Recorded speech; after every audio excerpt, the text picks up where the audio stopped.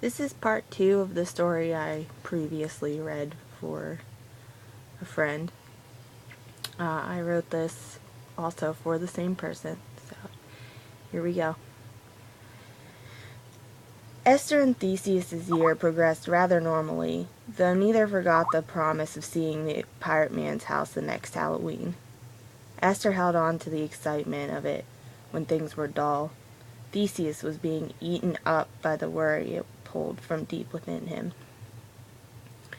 Theseus had gone on a date with every girl that had handed him their number.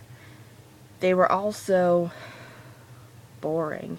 He never made it to any date number 2s. Time passed as it often does, exciting days punctuating the stretch of the boring ones that seem unending.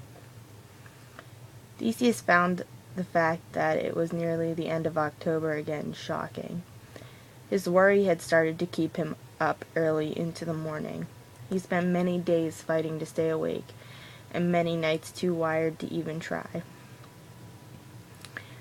Esther had been trying out every kind of scary costume she could think of, and finally, with Theseus's help, she decided to turn last year's fluffy bunny costume into a dead, scary bunny costume. They set to painting parts of it in fake blood and grinding in dirt.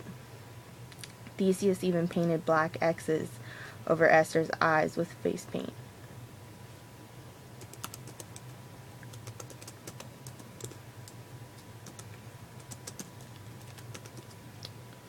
Sorry, I lost my place.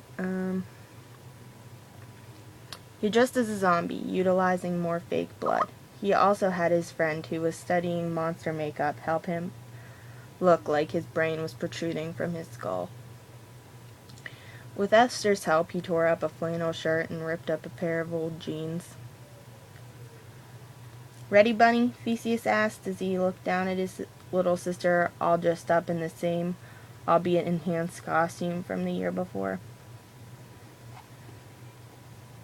"Sure am, zombie," she said, glee evident on her face.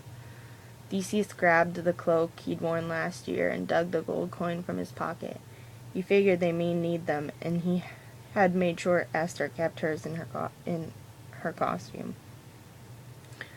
Once the coin was safely tucked into his pocket, he grabbed Esther's hand, and they set off down the same route as last year. Theseus stood back on the sidewalk this year, allowing Esther to go up to the houses on her own and run back to him. He still carried her pillowcase stuffed with candy. Once they got to the end of the night, he was tempted to scoop her up and take her home just like the last year after they left the house. But he knew they had to go. He took a deep breath and trudged up to the house with her, the driveway seeming longer than last year, his anxiety taking away every step. Once they got to the porch, he felt his heart thudding violently against his chest, his adrenaline begging him to run. He stood his ground and allowed Esther to knock on the door once more. The pirate man appeared just as he had last year, just as frightening. "Ah, the survivors," the pirate man muttered to himself, standing back to allow Esther and Theseus through the door. Theseus held tight to Esther's hand, worrying about what would happen. He knew the pirate man was speaking to him, but he just couldn't seem to pick up the words. He followed along as they walked through the shoddy, in desperate need of repair house.